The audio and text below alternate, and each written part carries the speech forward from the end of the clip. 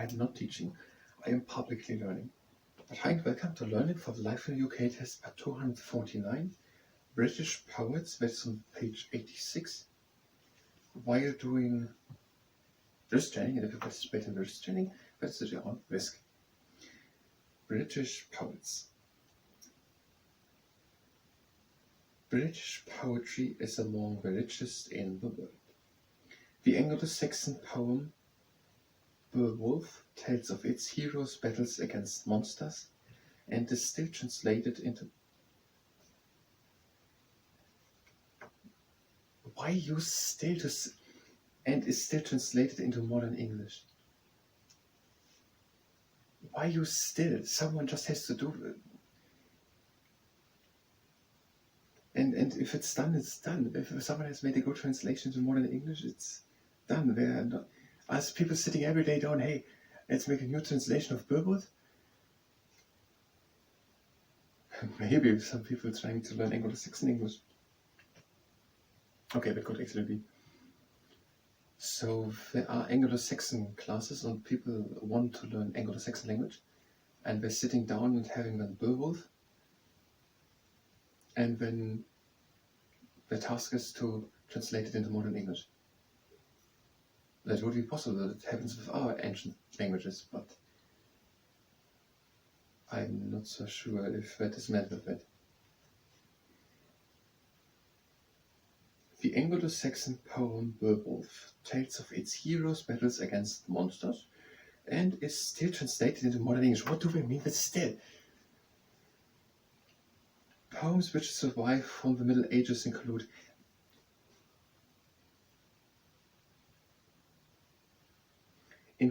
Chaucer's Canterbury Tales and a poem called Sir Gawain and the Green Knight, about one of the knights at the court of King Arthur. So they're saying, poems which survive from the Middle Ages.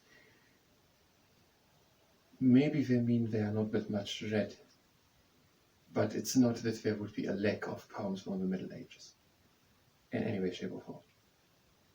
There is an extraordinary number of poems which are free accessible for everyone easily from the Middle Ages and technically earlier, way earlier. But from the Middle Ages, absolutely. Poems which survive from the Middle Ages are, for example, the Canterbury Tales by Chaucer, and also a poem called Sir Gawain the Green Knight, which is about one of the knights at the court of King Arthur.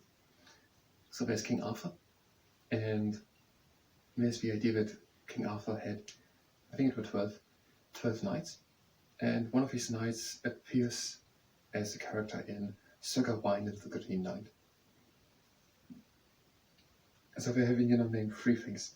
Beowulf, an old poem, an old Anglo-Saxon poem about a hero's battle against monsters. Then we're having Chaucer's Canterbury Tales, about a group of pilgrimaging whatever to Canterbury and speaking stories on the way to it, or telling each other stories. And also Sir Gawain and the Green Knight, about one of the knights of the legend of King Arthur. Then you have also plays. Shakespeare wrote many sonnets, poems which must be 14 lines long, and some longer poems.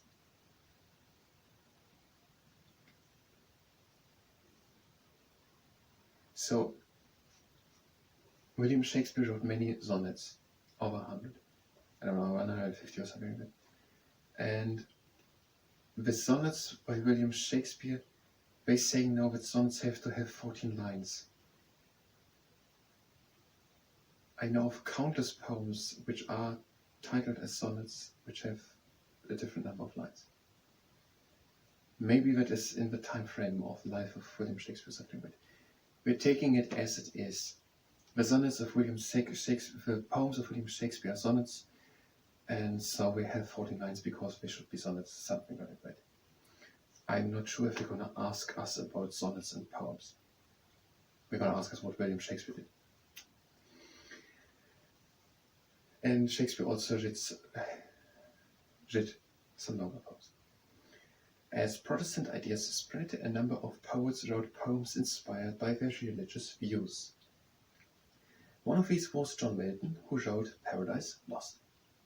So, when King Henry VIII, or when the Reformation was in the middle of the 16th century, about 1530, 1540, their Protestant ideas spread. So they listed they had to read the Bible in their own language, not to submit to the churches for most things, but to God, and not to pray at altars or to saints. Their Pope started to write about their religious views. And that happened, for example, in John Milton's. John Milton is a very important poet. Paradise Lost. I'm not sure if everyone can follow such sentences with so much interjections. We will continue here, but first we're going to do a bit of restraining. If you participate in it, that is at your own risk. They're having a good and steady stand. They're having their arms next to us, formed to fists. And they're bringing the hands down and again up. And that exercise is called the spotlight. And we're having 3 rules. The first rule is that we're stopping immediately as soon as we feel pain. The second one is that we're going only as far as we can go with a little bit of effort. And the third rule is that we're not overdoing it. So now we're going on to the second exercise, the flashlight. Same setup, but this time we're moving the fists to the outside here and then to the inside. So we're stopping when we feel pain. We're going only as far as we can go with a little bit of effort. And we're not overdoing it. We just want to strengthen a little. And the last time to the outside. And to the inside. Now the magician. Same thing, just that we're having no flat hands.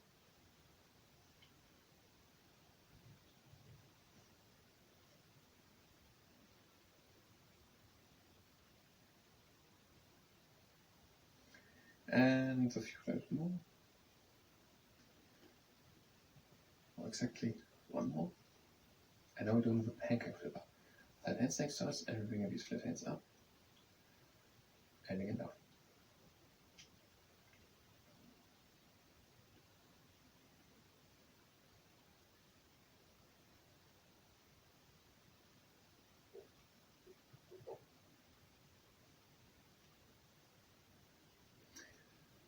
And now one last time. And we're going to read on what happened after the time of Milton. Poetry was very popular in the 19th century, with poets such as William Blake, John Keats, Alfred Lord Byron, Percy Shelley, Alfred Lord Tennyson, and Robert and Elizabeth Browning. Later, many poets, for example Wilfrid Owen and Sigrid Sassoon, were inspired to write about their experiences in the First World War. More recently, popular poets have included Sir Walter de la Mare, John Masefield, Sir John Betjeman, and Ted Hughes. So, in the 1860s, poetry was very popular, and there were many poets. For example, William Blake, John Keats, Lord Byron, Lord Byron, Percy Shelley or Percival Shelley, Alfred Lord Tennyson, and Robert and Elizabeth Browning, Elizabeth Barrett Browning. So Robert and Elizabeth Barrett Browning and just Robert Browning. And these were popular poems of 1860s, 70s, 80s.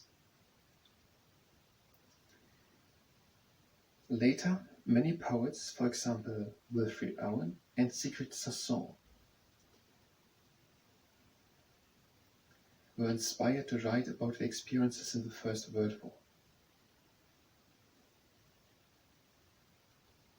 They were not really inspired by it, they were traumatized by it. I wouldn't call it inspiration, it is not what I use. Traumatized I would not use, also not. We can't tell that, but not, I don't want to tell it but directly. We can't tell it directly, but I think we actually can read it. But inspired, I would not use the word inspired here. They fought in the battles, and the way which Wilfred Owen writes about it, is not as if he had inspiration therefrom. He was aware. Yes, the things he went wrote could be said they were inspired by it, but it's not that he went there and was inspired to write poetry. And as far as I know, he died in the First World War. More recently, popular poets have included, some of them were of course later on also poets, for example, Sir Walter de la Mare, John Masefield, Sir John Betjeman and Ted Hughes.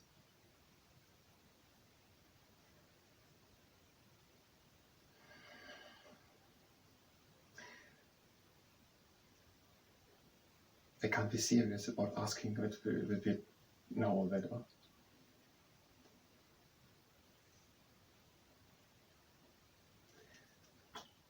Do the 66 million British citizens know this?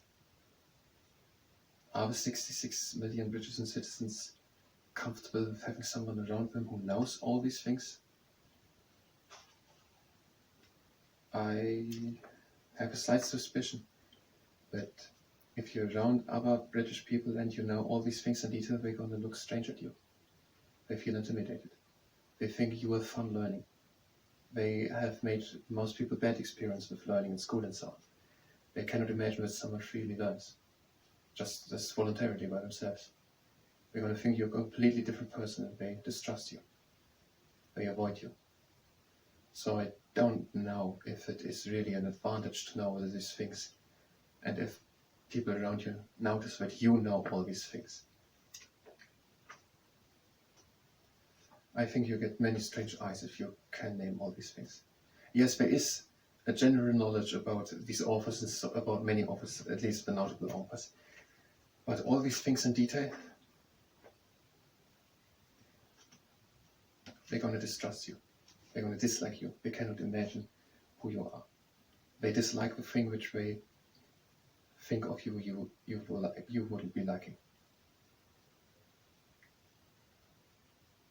Some of the best known poets are buried or commemorated in Poets' Corner in Westminster Abbey. So in Westminster Abbey there also is a resting place for many kings or monarchs and queens. There's also a Poets' Corner, and in that place there are some poets buried, and there are also some commemorated, so they're not buried there, but they have there, I don't know, it's something written to remember at them, or to them. We're going to do just novelist training and nothing new. Then we're going to make a new part, and we're going to read some 5 little sections from William Wordsworth and Blake and so on. William Wordsworth wasn't listed there in these poems and by these authors. But we're going to have in a moment a little section. If you're here just for that, then you can come. Then we're doing now to the next one.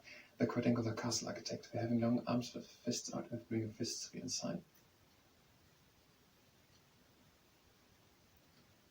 And up.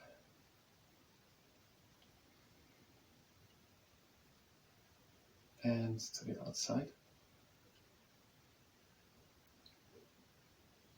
And down.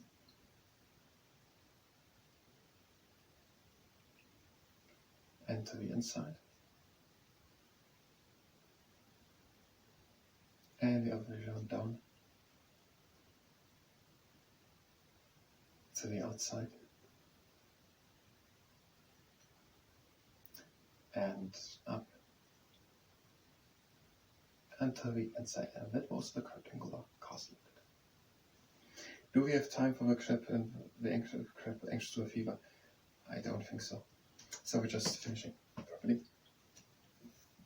We're having a little bit up, and we're going with moderate force over the middle part of the lower arm.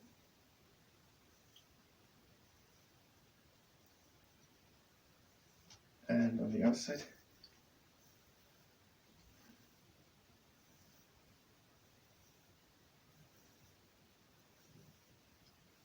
And the last time. That's the end. I thank you very much, and to the next time when we're going to read 5 little sections of poetry. Thank you very much, and until next time.